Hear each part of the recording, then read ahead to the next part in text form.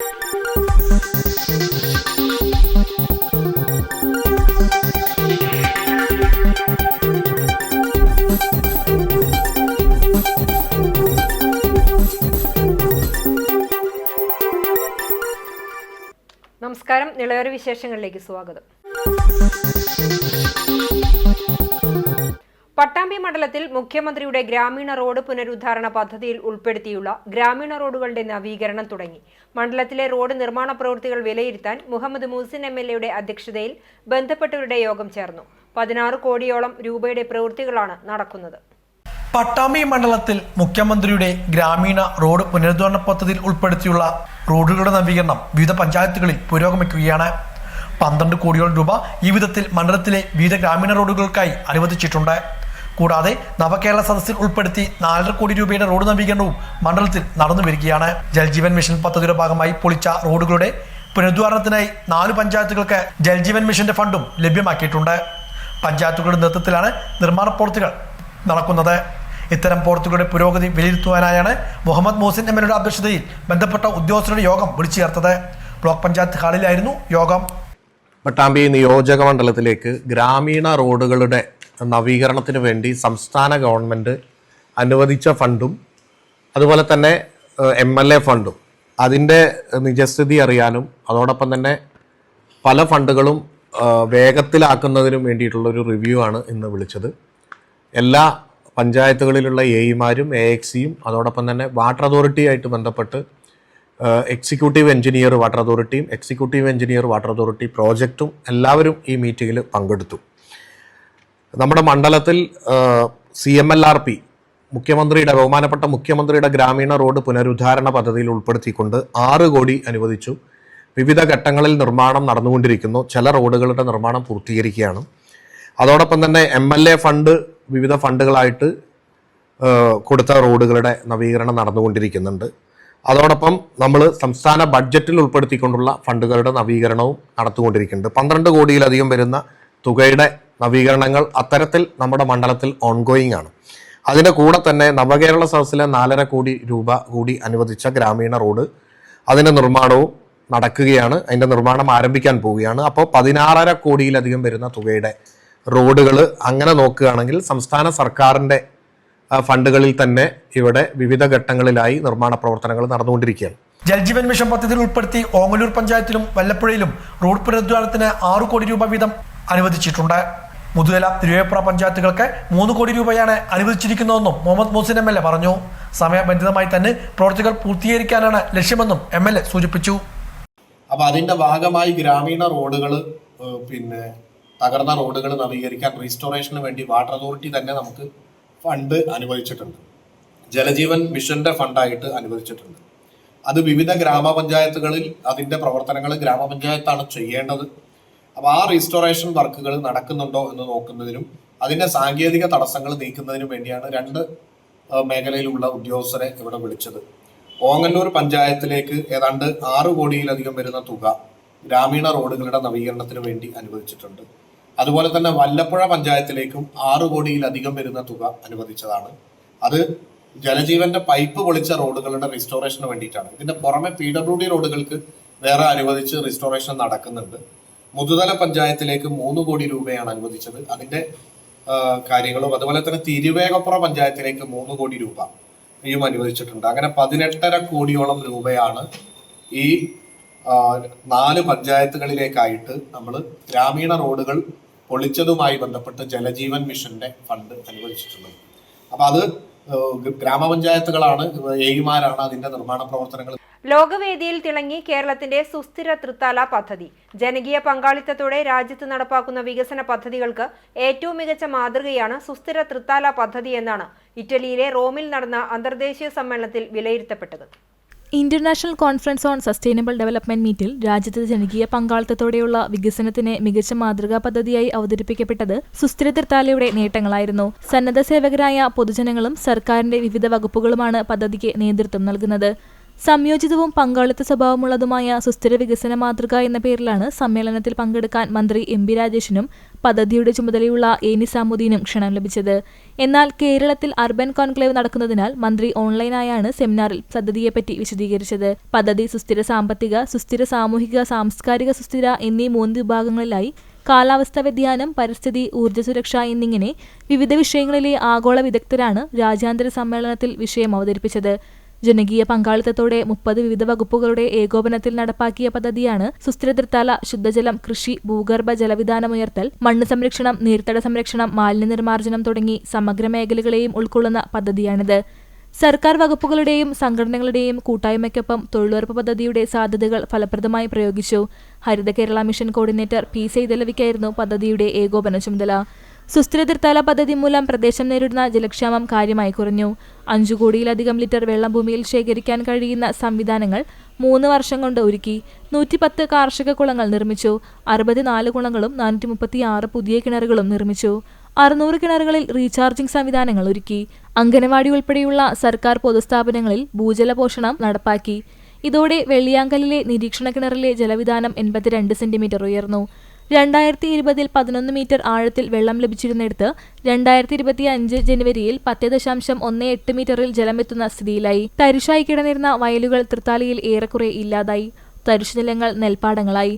587 ഹെക്ടറിൽ അധികമായി നെൽകൃഷി ചെയ്തു. 180 ഏക്കറിലാണ് ഓണത്തിന് പച്ചക്കറി മാത്രം കൃഷി ചെയ്തത്. മണ്ഡലത്തിൽ 1 ലക്ഷം തെങ്ങിൻ തൈകൾ പുതിയതായി വളർന്നു. 2,17,000 മത്സ്യക്കുഞ്ഞുങ്ങളെയാണ് കുളങ്ങളിൽ നിക്ഷേപിച്ചത്. വലിയ ജനകീയ പങ്കാളിത്തത്തോടെയാണ് തുടർ പദ്ധതികൾ മണ്ഡലത്തിൽ നടപ്പാക്കി വരുന്നത്. Kulukkallur Chundampatta government higher secondary സ്കൂളിലെ പുതിയ കെട്ടിട നിർമ്മാണം പൂർത്തിയാകുന്നു. അടുത്ത മാസത്തോടെ കെട്ടിടം തുറന്നുകൊടുക്കാനാണ് ലക്ഷ്യം. മുഹമ്മദ് മൂസിൻ എം.എൽ.എയുടെ നേതൃത്വത്തിൽ നിർമ്മാണ പ്രവൃത്തികൾ വിലയിരുത്തി. ചുണ്ടമ്പറ്റ ഗവൺമെന്റ് ഹയർ സെക്കൻഡറി സ്കൂളിലാണ് പുതിയ കെട്ടിടം നിർമ്മിച്ചിരിക്കുന്നത്. കിഫ്ബി പദ്ധതിയിൽ നിന്നും 3 കോടി 90 ലക്ഷം രൂപ ചെലവഴിച്ചാണ് 3 നില കെട്ടിടം നിർമ്മിച്ചിരിക്കുന്നത്. കെട്ടിടത്തിന്റെ നിർമ്മാണ പ്രവൃത്തികൾ മുഹമ്മദ് മൂസിൻ എം.എൽ.എയുടെ നേതൃത്വത്തിൽ വിലയിരുത്തി. 12 ക്ലാസ് മുറികളും 9 ടോയ്ലറ്റുകളും അടങ്ങിയതാണ് പുതിയ കെട്ടിടം. അത്യാധുനിക സംവിധാനങ്ങളോട് കൂടിയാണ് പുതിയ കെട്ടിടം നിർമ്മിച്ചിരിക്കുന്നത്. കിലയുടെ മേൽനോട്ടത്തിലാണ് നിർമ്മാണ പ്രവൃത്തികൾ നടത്തിയത്. കെട്ടിടത്തിൽ ഭാവി ലിഫ്റ്റ് സൗകര്യം ഉൾപ്പെടെയുള്ള സജ്ജമാക്കുന്നതിനുള്ള സംവിധാനങ്ങളും ഒരുക്കിയിട്ടുണ്ട്. പ്രവൃത്തികൾ പൂർത്തിയാക്കി അടുത്ത മാസത്തോടെ കെട്ടിടം തുറന്നുകൊടുക്കാനാണ് ലക്ഷ്യമിടുന്നതെന്ന് മുഹമ്മദ് മൂസിൻ എം.എൽ.എ പറഞ്ഞു. നമ്മുടെ കുലുക്കല്ലൂർ പഞ്ചായത്തിലെ ചുണ്ടമ്പറ്റ സ്കൂള് അതിന്റെ വികസന പദ്ധതികളിൽ ഏറ്റവും മികച്ച ഒരു വികസന പദ്ധതി യാഥാർത്ഥ്യമായിക്കൊണ്ടിരിക്കുകയാണ്. വളരെ മനോഹരമായിട്ടുള്ള ഒരു കെട്ടിടം, ഏതാണ്ട് 14,000-ഓളം സ്ക്വയർ ഫീറ്റ് വരുന്ന കെട്ടിടമാണ്. ഹയർ സെക്കൻഡറിയുടെ ക്ലാസ് മുറികളാണ്. 12 ക്ലാസ് മുറികൾ വരുന്നുണ്ട്. 9 ടോയ്ലറ്റുകൾ വരുന്നുണ്ട്. അതോടൊപ്പം തന്നെ ഭാവിയിൽ ലിഫ്റ്റ് ഉപയോഗിക്കാനുള്ള എല്ലാ സൗകര്യങ്ങളും ഒരുക്കിയിട്ടുണ്ട്. ഇനി ലിഫ്റ്റിന്റെ മെഷീനറി മാത്രമാണ് വാങ്ങാനുള്ളത്. അത് അടുത്ത ഘട്ടത്തിൽ അതുകൂടി ലഭ്യമാക്കും. അപ്പോൾ ആ സൗകര്യങ്ങളോടൊക്കെ കൂടിയിട്ടുള്ള കെട്ടിടമാണ് ഇപ്പോൾ നിർമ്മാണം പൂർത്തീകരിച്ചിരിക്കുന്നത്. ചുണ്ടമ്പറ്റ സ്കൂളിലെ ഏറ്റവും പ്രധാനപ്പെട്ട ഒരു ആവശ്യമായിരുന്നു ഇങ്ങനെ ഒരു കെട്ടിടം ഇവിടെ യാഥാർത്ഥ്യമാക്കുക എന്നത്. ആ കെട്ടിടം ഇപ്പോൾ യാഥാർത്ഥ്യമായ സന്തോഷ വാർത്ത അറിയിക്കുകയാണ്. ഈ സ്കൂളിൽ തന്നെ നേരത്തെ MLA ഫണ്ടിൽ ഒരു ടോയ്ലറ്റ് കോംപ്ലക്സ് യാഥാർത്ഥ്യമാക്കിയിട്ടുണ്ടായിരുന്നു. അതോടൊപ്പം തന്നെ ഒരു ബസ് MLA ഫണ്ടിൽ യാഥാർത്ഥ്യമാക്കിയിട്ടുണ്ടായിരുന്നു. അതോടൊപ്പം തന്നെ മറ്റു അനുബന്ധ സൗകര്യങ്ങൾ ഒരുങ്ങുന്നുണ്ട്. ഇനി ഇതുകൊണ്ട് അവസാനിക്കുന്നില്ല ഇവിടുത്തെ വികസന പദ്ധതികൾ. ഇവിടെ ഒരു സ്റ്റേജ് അടക്കമുള്ള കാര്യങ്ങൾക്ക് വേണ്ടിയിട്ട് കൂടി ഫണ്ട് ലഭ്യമാക്കിയിട്ടുണ്ട്.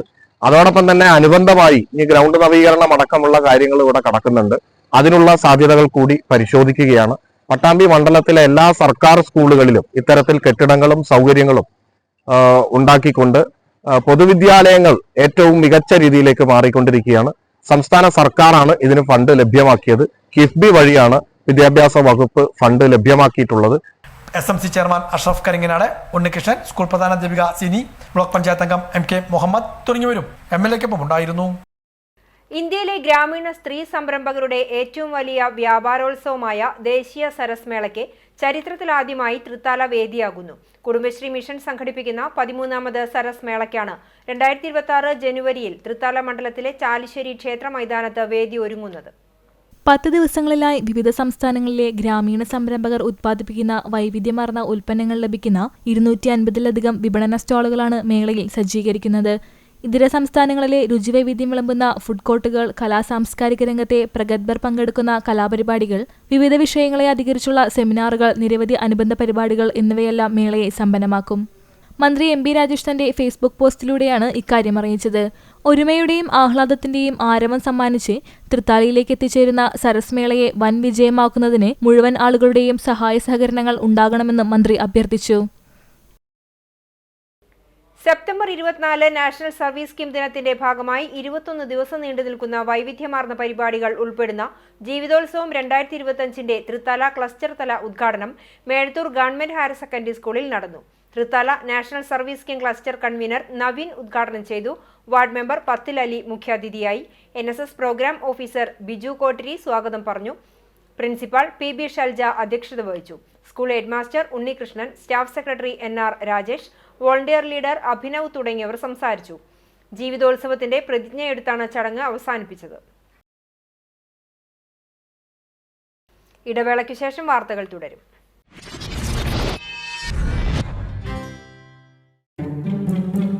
എന്താ സിത്താര, ആകെ ടെൻഷനിലാണല്ലോ. ഫൈസൽ ഭായ്, എബ്രോഡുള്ള എന്റെ കസിനും ഫാമിലിയും അവരുടെ പഴയ വീട്ടിലേക്ക് തിരിച്ചു വരുന്നു. അതിനിപ്പോ എന്താ? ആ വീട്ടിലെ ഫർണിച്ചറുകളെല്ലാം പഴയതാ. ഇനി അതൊക്കെ മാറ്റി പുതിയത് വാങ്ങിക്കാനായിട്ട് ഞാൻ അവരെ ഹെൽപ്പ് ചെയ്യണം പോലും. ഇതൊക്കെ എത്ര പെട്ടെന്ന് ചെയ്യാൻ എനിക്ക് വല്ല മാജിക്കും അറിയൂ? ഞാനൊരു ഓപ്ഷൻ പറയട്ടെ. എല്ലാവർക്കും ഉള്ള തലവേദനയാണ് പുതിയ ഫർണിച്ചർ വാങ്ങുമ്പോൾ പഴയത് എന്ത് ചെയ്യുമെന്ന്. ഇനി ആ ടെൻഷൻ വേണ്ട. പഴയ ഫർണിച്ചറുകൾ എക്സ്ചേഞ്ച് ചെയ്ത് പുതിയത് വാങ്ങാൻ ഐഫ അവസരമൊരുക്കുന്നു. കൂടാതെ EMI സൗകര്യങ്ങളും. ഐഫ, ദ ഫർണിച്ചർ ലൈഫ്, കേരളത്തിൽ എല്ലായിടത്തും.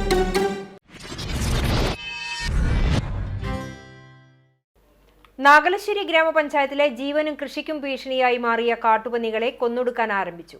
കഴിഞ്ഞ ദിവസം രാത്രിയിൽ പിലാക്കാട്ടിരി, ആമക്കാവ്, മാത്തൂർ പ്രദേശങ്ങളിൽ നിന്നും 8ഓളം കാട്ടുപന്നികളെയാണ് കൊന്നൊടുക്കിയത്. രാത്രി മഴ പെയ്തതിനാൽ പന്നിവേട്ടയ്ക്ക് തടസ്സം സൃഷ്ടിച്ചതായും വരും ദിനങ്ങളിൽ കൂടുതൽ പന്നികളെ കൊന്നൊടുക്കാൻ കഴിയുമെന്നും ദൗത്യത്തിന് നേതൃത്വം നൽകിയ forest empanel shooter Zakir Perinthalmanna പറഞ്ഞു. സഹ ഷൂട്ടർമാരായ അസീസ്, ശ്രീധരൻ, ശശി, പ്രമോദ്, രതീഷ്, വിവേക്, അബ്ദുറഹ്മാൻ എന്നിവരും ദൗത്യത്തിന് നേതൃത്വം നൽകി. കൃഷിക്കാർക്കും ജനജീവിതത്തിനും ഭീഷണി ഉയർത്തുന്ന കാട്ടുപന്നികളെ ഇല്ലാതാക്കുന്നതിനുള്ള എല്ലാ നടപടിയും കൈക്കൊള്ളുമെന്ന് ഗ്രാമപഞ്ചായത്ത് പ്രസിഡന്റ് VV ബാലചന്ദ്രൻ പറഞ്ഞു. മുളയൻകാവ് ഭഗവതി ക്ഷേത്രത്തിൽ നവരാത്രി ആഘോഷത്തിന്റെ ഭാഗമായി വിദ്യാർത്ഥികളുടെ മേളം അരങ്ങേറി. മുളയൻകാവ് മാധവ വാദ്യ വിദ്യാലയത്തിൽ പരിശീലിച്ച വിദ്യാർത്ഥിനികളുടെ മേളമാണ് നടന്നത്.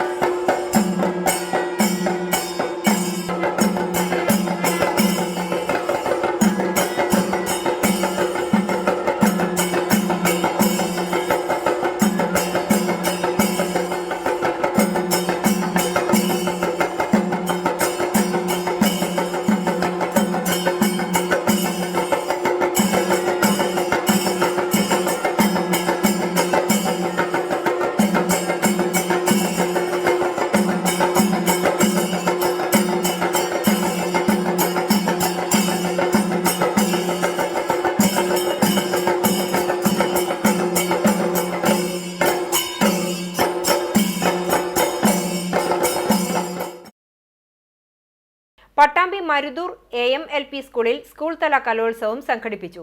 ഉപജില്ലാ കലോത്സവത്തിന് മുന്നോടിയായാണ് സ്കൂൾ തല കലോത്സവം നടത്തിയത്.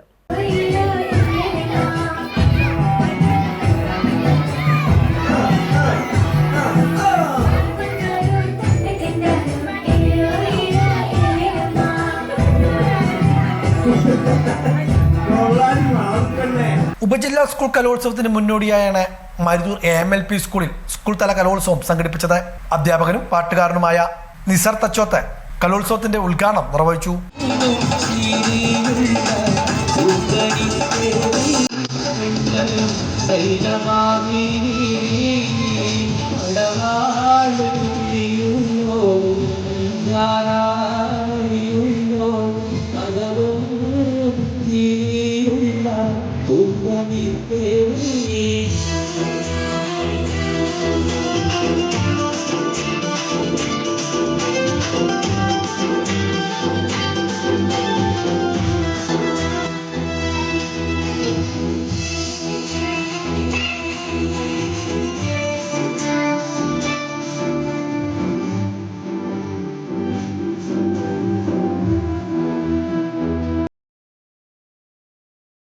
PTA പ്രസിഡന്റ് മുനീർ പാലത്തിങ്ങൽ അധ്യക്ഷനായിരുന്നു.